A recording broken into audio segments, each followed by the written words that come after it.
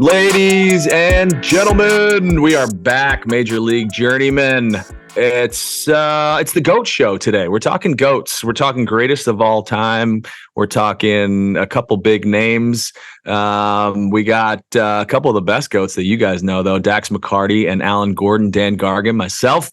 We are going to jump right into it. I want to hear about this tournament because, Gordo, you spent a lot of money and came home with none, but I guess your pockets are full of experiences and happiness, right? So why don't you share a little bit about it? Oh, buddy, where to begin? Where to begin, man? I'm telling you, and you guys all know guys that were in this tournament, and it was a who's who of like seeing old former guys that you used to play against and play with, man. And it was just this massive reunion. I got to give a shout out to the TST crew for putting on a phenomenal tournament. I mean, it was really, really well done from our perspective. The fields were close in proximity, so it was like being at the Masters, right? And so you hear like somebody sink a putt, and that this field's going crazy, and then our field's going crazy, and the way that it was such a weird thing of how they ended every game with a goal, but it was the best. That was cool. It was the best part of the tournament. Yeah. Right? It was the best part because every single game you're going crazy. You're absolutely going crazy. And you saw pictures of us running on the field, and Dax will make fun of me later for limping out there. Limping. All right, Mr. Back and hip surgery coming up. I got some bones to pick with you, but continue. I do want to hear about your experience because from a spectator's point of view, dude, it was all we could talk about, Gordo, in the locker room for literally like 3 or 4 days. Like I had my boy Jack Mayer up with the Hoosiers on the screen. Like I was watching Sneaky Fox, I was watching Zala, I was watching Beasley and Jimmy's team. Like it just seemed like such a it's obviously like, I don't know, Dan, if you watched much of the tournament, but like being able to have access to Peacock and YouTube and just being able to jump between the games. I'd go out for training and then we'd come back in, we'd go eat lunch, and we'd all have our phones out watching the games. That is so cool. It seemed electric, man. That's so cool to hear. I actually tuned in, which is saying something because I'm not tuning into a ton right now. Right. But I was watching and I was into it, and I would say that, to your point, Dax, what you were saying about the locker room, like my phone was blowing up all the time. And one of the things that we were probably critical about with what's going on with Apple and MLS, I think this was the opposite, right? You had a game every hour or whatever it was. Yeah. It was staggered. So Gordo, every game ends in a goal. Every game ends in this like exciting moment. Totally. And it just felt like my phone was repetitive. Like it kept hitting and kept dinging because somebody would score this outrageous goal, or somebody was, winning the game, or somebody was walking off as a loser. It seemed very cool. I was definitely had a little bit of FOMO as I was sitting on my couch for sure. Well, we'll try to get you on the squad next year, but I'm telling you, Ben, it's getting harder and harder. Everybody wants to be a part of the Sneaky Fox. We had, I'm sure we had something so unique. Everybody except for Wando. Don't get me started on Wando. Listen. By the last night, okay, we went out and we can post a picture or a video of us celebrating after we lost $1 million. Happiest we've ever been, by the way, on the bus. But at the bar that night, Wando was wearing a Sneaky Fox hat. So where do you think this guy wants to go? I mean, I don't think that Team Dempsey is going to be too happy to see these pictures, but let me just tell you about this experience, man. I mean, Mike McGee did a phenomenal job of creating this roster with a bunch of guys that I think it was specific because there was a bunch of guys that we all know: Wingert, Evans, Jay Demerit, Lenhart, who was our X factor. Spirit animal. He's the spirit animal. And I was so pleased for other guys to get to play with Lenny because they all fell in love with him, of course. Yeah. McGee, Martino, all these guys. I can't believe you didn't mention our boy Drew Connor. Wow. And Drewby, of course, Drewby. Dude, your roster was Your like captain. it was like the quintessential MLS happy hour. It's like everybody that you absolutely want to be drinking with at 4 o'clock in the afternoon. And speaking of drinking, Ramondo, right? Yeah, Ramondo, right, another guy. Jeez. Before I get into that, I mean, I've never laughed this hard in my life, like way in between games. And then the games were so intense, but the way that the team came together, and Jay DeMera, I don't know if you guys know this guy, and I didn't know him. I didn't know him personally going into this, but he's something special, and he added such a special dynamic. So we get in there. None of us know. I mean, the crazy thing about this tournament is none of us knew what to expect. We all kind of thought it was going to be a men's league kind of joke around, and it ended up being something completely different. It was serious. It was awesome. It was magical, because we were all having our own experiences within ourselves, because we all have these emotions when you retire. And Dax, you haven't done this yet, but we talked about it a little bit with Gargs, and we talked about it last podcast, like what happens after retirement. So we all have these relationships with the game, right? And like how you leave and how you feel. And we all miss one thing. What does every retired man guys say? What he misses, right? When he retires. Locker room every time. Easy. And this is what we got to experience again. And it was better than any locker room, because it was an all-star locker room, dude. It was it was an all-star locker room of personalities. And Jay DeMera, the first thing that happens, right? I show up right off the plane. Guys in there, and half the guys we don't know. We had some indoor guys. We had some. Brad Evans brought a guy that he loves. Old Dex McLaughlin. I'm killing his last name. I know it. I'll get it right. But that's trying to make his career, and that is in awe of some of these other guys that he's been watching forever, right? So you had all these different guys in there, and they didn't know what to expect from us. Like they didn't know if the MLS guys were going to come in and pump their chests and be like, oh, we're the shit or whatever. And none of us have egos, right? And so DeMeritt just sits us in, brings us in like a campfire, like he's been on like peyote for 3 days. He probably he was on peyote. Yeah. So it's like ayahuasca, and he's just like, let's go around, tell me what this means to you, why you're doing it, what your name is. And we go around, and I remember Pablo Mascherano had us do this in the team, and this was which is he was probably on ayahuasca as well, right? Both the same spirit animals. But dude, in that one moment, it brought us all together, because we found out why we're here, what we're doing, what we're trying to experience, and it was phenomenal, dude. And from that moment, Gordo, who was the closest to crying when they were going around the room? Probably me, dude. I mean, I hadn't, I'm not great at public speaking, and then you get it, you're all like, once he shared what mortgage rates were at, he was like, yeah. It's the first thing. It's the first thing I said. Yeah. Does anybody need a house, please? It's like that. Dude, it's like that scene in Old School when the guys that work with Mitch, they go up to him and they're like, "Hey, Mitch, what's this fraternity we're here about?" He's like, guys, he's like, Mitch, I golf on Sundays and I hate golf. I need this. Like, please let me do it. Dude, and that's kind of what it was. And you and Holden, I didn't know him, and he was freaking brilliant, like what a great dude he is.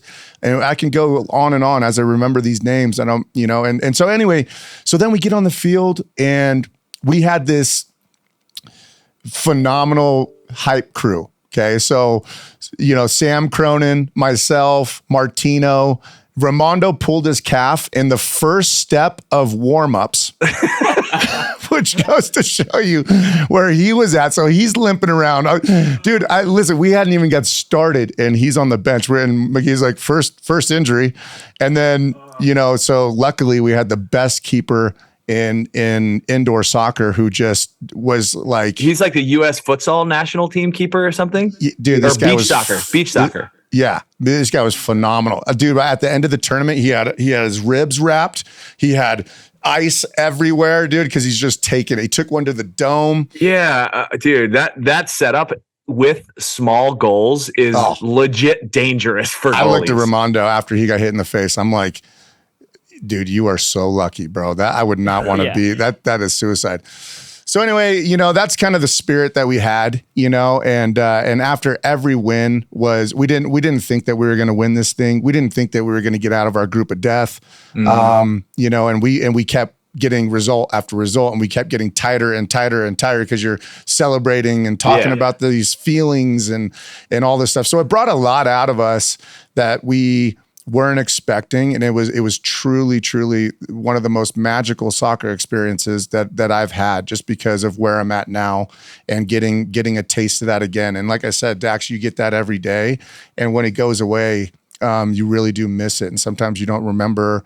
Even if I didn't have any regrets in my career, I played a long time and I was like, I'm good. I had my time or whatever, but you can't recreate that stuff. And so that's what the tournament brought, and I'll let you guys talk a little bit. I want to say from an outsider's perspective, Gordo, every time that what did they call the last part of the game? Like scoring time or something? What was it called? I can't remember. Like the extra I thought it was time. like emergency time or something like. Hey. It was whatever it was. The last like extra time period where it was like next goal wins or target score time. That's what target it was. Target time. Okay. Yeah. I was every there. time that rolled, trap up there. Every time that rolled around, I was like, you know what? Even if I hadn't seen any of the game like previously, and I just put it on like with like 1 minute left in regulation and then going into the target score time, I was like, man, I'm really excited. It was almost like the fourth quarter of playoff basketball, right? Yeah. You don't have to watch the first three quarters of the game, and then you turn it on the fourth quarter, you're like, all right, now I'm getting the good stuff. Yeah. And that's honestly was super exciting to see. And then you would see teams score in the game-winning goal, and that it's over because everyone's running on the field celebrating, doing crazy shit, and it was awesome to see, man. It did look like a lot of fun.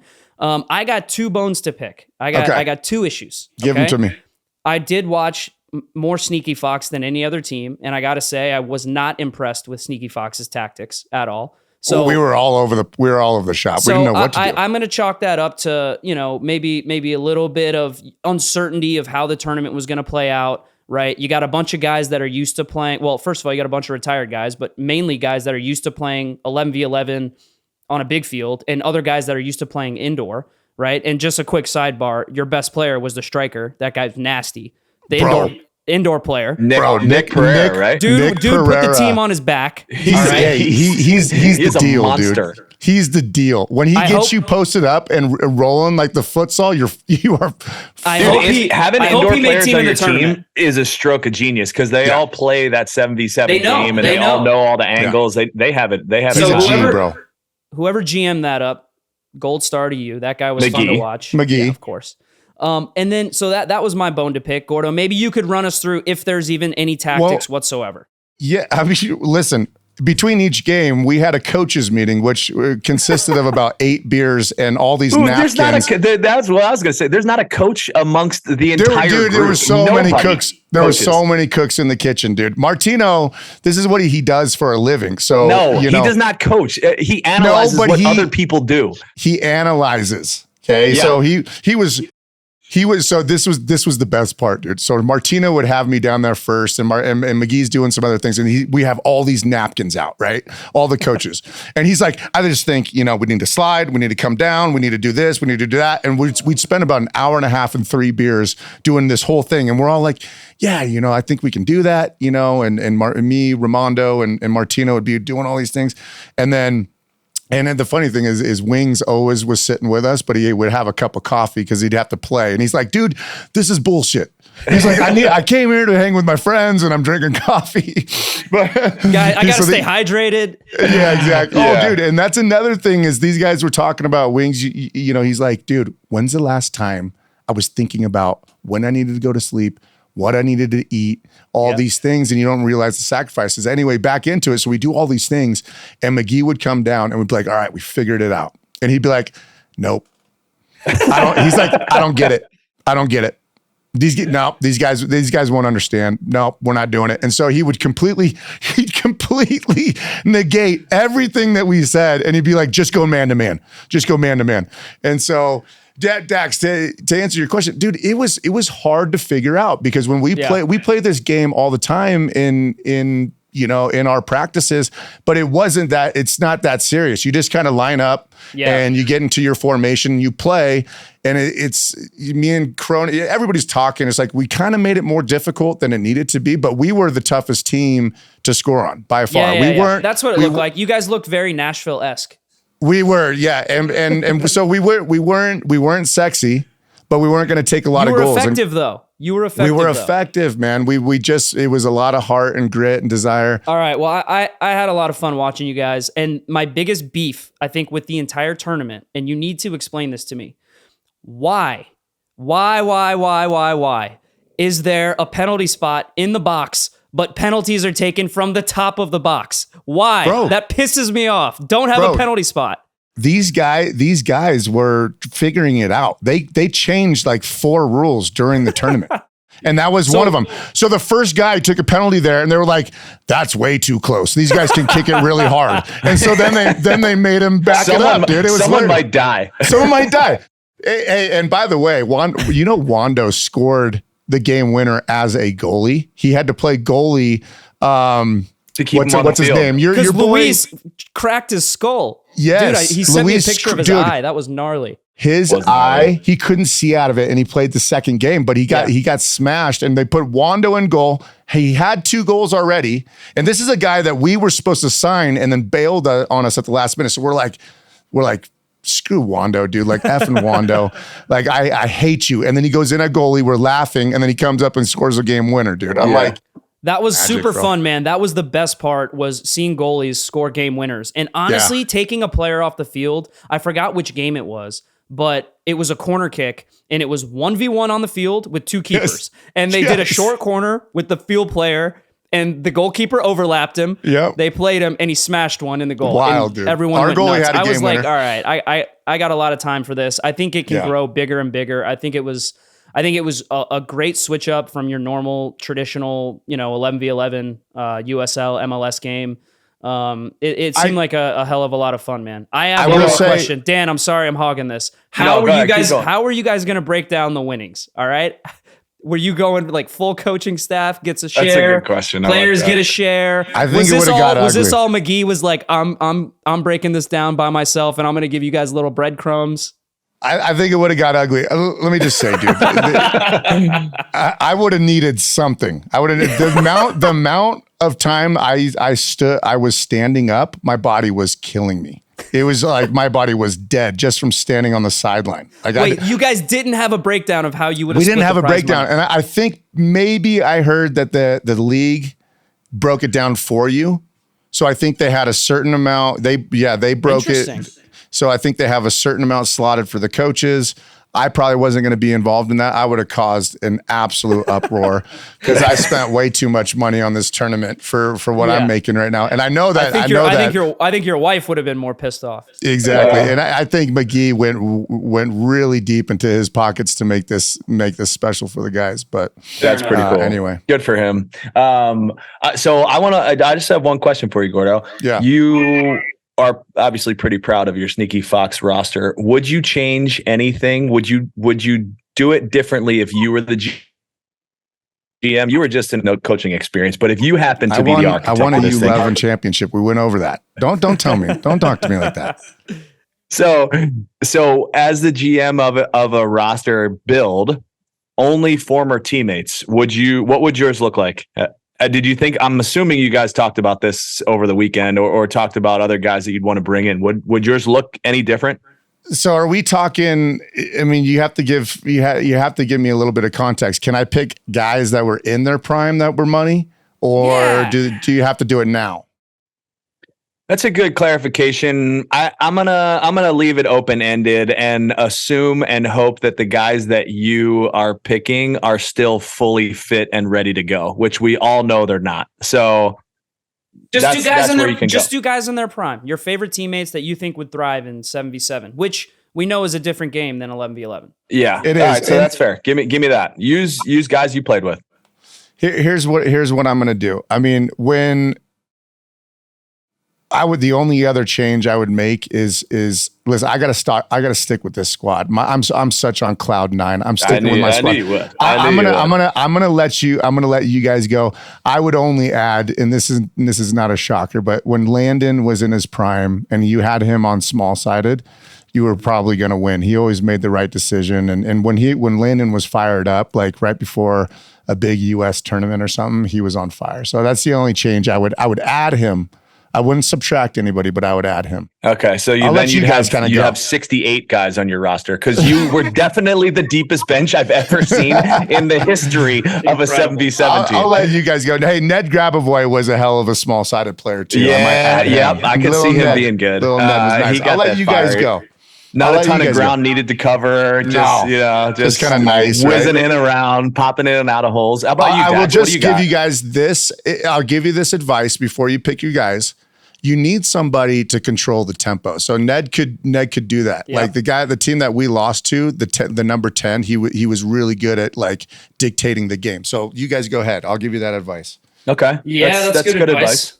Well, I never played professionally indoor, so I'm bummed I can't pick any indoor players. No shit. Because those guys seem like the ones that actually like top to bottom knew how to just win games and knew how to play. Because when you play 7v7, you guys know how it is. Like you try to play a little bit positionally in training, but then it just dives into chaos because that's what 7v7 is. It is man v man, 1v1 chaos. Mm-hmm. And if you lose a duel, if you lose a tackle, if you get beat 1v1, like you're probably going to get scored on. Yeah. Dude, let me tell you just a little quick piece. Out here at the club that I run in St. Louis, Fuse Athletic, we have a ton of coaches that play for the St. Louis Ambush that coach for us.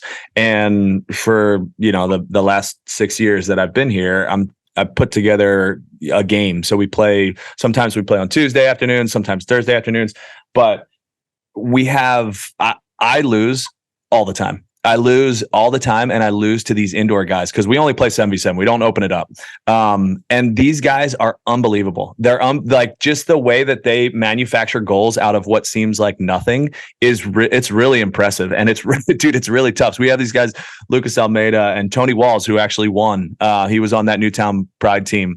Oh, really? Yeah, and Pepe Junquera and Vadim Kodjakov. Like we have a lot of these guys that have played and still are playing, but it's a different game. That team was it's pretty wild. But go ahead, Dax. You didn't play with any indoor players, so you can't pick them. So give me your squad. I tell you guys right now, I'm just coming up off the top of my head with one of the best 7v7 teams I think you would see in American soccer. I love it. With former guys that I played with. Okay, I'm going my attacking trio. Would pretty much be unstoppable. You're looking at the exact opposite of what Sneaky Fox was. Let me guess. Okay? They're all from the Red Bull. This actually means that you will lose because if you know this, which you clearly don't, defenders always win this game. But listen, let's hear it. You got to give me a chance. Okay, I'm just talking about my attacking trident. Okay, the 3-headed Red Bull monster of I knew it. Thierry Henry, Bradley Wright Phillips, Sasha Kljestan. So first of all, you're not stopping Thierry Henry if he's facing you up 1v1 or if he's posting you up, because I got news for you. This guy is an absolute giant, and you don't realize how big Thierry is until you see him in person. Mm-hmm. But that's, I think, one thing about his game that he changed when he came to MLS was he got so much better at using his body to just post guys up and be a facilitator. So you have him and Sasha. They can both play the 10. Sasha's is one of the fittest guys I ever played with. So he's going up and back, and he brings me that creativity. Brad is going to easily be the leading goal scorer in that tournament. You know how I balance that out? Gordo, I'm taking Gordo's advice. The guy who's going to dictate the game for me, slow the game down, the one, the only Bastian Schweinsteiger. Yes. He was on the pod, friend of the pod, I'll say. And he's dictating the pace and the tempo. And then the two defenders that are going to be on the field for me were some of my favorite defenders I ever played with, and I think some of the most underrated center backs in MLS history. My FC Dallas teammates, Ugo Ehemelu and George John. These dudes are locking it down in the back, and I'm going with the Gato. Gato, that is. Kevin Hartman is my goalkeeper. Wow. Right? So are you on the bench? Are you coaching? You're not coaching. I'm coaching. I'm not playing. Yeah, wow, he doesn't put himself in the squad. I got a tight doesn't hip. put himself in the... I love your 7. I just gotta say, I love your 7. That's a really solid squad. And hey, shout out to Ugo, dude. I love that guy. Play with him. Unbelievable player. One of the most underrated defenders in MLS history, along with George John. These two together on our FC Dallas teams, unbelievable. They were very good. Dude, I don't know if Ugo Hemelu was an underrated defender. He just wasn't. He was before the era of MLS or social media pumping actual defenders. He was incredible, and so everybody in the league knew he was incredible. Yes. Everybody knew he was incredible. But if he wasn't getting the national plaudits, that's underrated. Yeah, and he didn't play long enough. Dude, I'm going to completely disagree with your assessment, and I think that you guys would be out in the first round. I was just about to say, if they ran into Newton boys, they'd get smashed. Dude, yeah. First of all, because Thierry's not getting back. I just said, BWP, you can't defend with 2, bro. Henry's not doing anything on a 77 field because he don't have the space to open it up. I can defend with 4. And that's fine. BWP obviously will score some goals. That's for sure. And Sasha, Basti, they're going to defend. Yeah. Okay. Basti will. I mean, I like whatever. I got a better team though. That's all I'm going to say. And I'm playing. Because I can't miss out on this. Of course you playing instantly already makes me know that my team is better. Agreed. You guys are both wrong because you guys would honestly both take me on your squads in 77 and you know it. But here's what I got.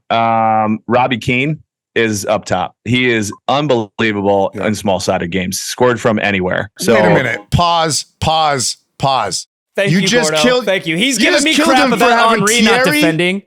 Huh? Dude, you just kill him for having Thierry and you're going to put Robbie Keane on your squad? Thank you. What a hypocrite. What are you talking? First of all, they're two completely different players. Second of all, Robbie doesn't defend a thing, and we all know that. And third of all, he's unbelievable in tight spaces. He made magic. He sliced up. You can't give me best defense Swiss cheese on a daily basis. About Henry and put Robbie on there. They're both unbelievable. You can't give me crap about having Thierry on my team and him not defending, and then throw Robbie Keane out there. That's all I'm saying. I'm not characterizing Thierry Henry as a non-defender. I'm telling you, I don't think there's enough space for him to open up his thoroughbred legs and actually utilize. Which is why I said he became great at posting guys up. Did you listen to anything I said? I did, but I disagree with you. In one ear, out the other. Okay, so here's my midfield that's going to control the game. I got Baggio Sidic, who is actually a better indoor player than he is an outdoor player, but he doesn't have to cover any ground, and I don't want him to cover any ground. He would be great. I'll tell you that. He would be great. Dude, I got Baggio. I got Landon next to him because Landon's Landon. And I got Kyle Beckerman sitting behind them, and he sweeps everything up. So you're going with a 2-1-2-1? I'm not there yet. Okay. KB is the ultimate competitor, which I love, and that's where he's at. I got Robbie Rogers on the left and Dan Gargan on the right. 2-back system. We join the attack and support Robbie, and Robbie scores all our goals. I'm playing a 2-3-1, and how about this name? I got Bunatime Kondul in goal. You remember him, Dax? Are you kidding me? How could I forget? I love Dude, he was unreal. Had the range of You better win games 7-6. 7-6. Because you're conceding goals. I agree. What are you talking about? How are we conceding goals? Buna's good for a big catastrophic mistake. Buna is good for a big catastrophic mistake. You're right. But only one. He's also going to just one. He'll probably score 3 goals for you, actually. Hey, I don't fault you guys for your rosters, and those are some great names. However, Sneaky Foxes are killing you guys. Hey, I gotta ask one more question. Gordo, take a roster. Dax roster or mine? Dax. You're such a homer, dude. Get out of my face. Hey, hold on. I got one more question about our boy Drew Connor, the self-proclaimed greatest slide tackler in the history of soccer. Was he upset that he could not slide tackle? Devastated. And only guys that played with him, and you would know this. You remember when he gets really tired, it looks like he's running in quicksand. It looks like he's got dude. But he just keeps going, bro. And so many times he was chasing somebody down and he wanted to slide so bad, but he didn't. Man, what a great. Sounds like fun, man. It was a lot of fun to watch you guys. That was fun. No, Gordo, you look great in khaki shorts the entire weekend. Love to see you out there.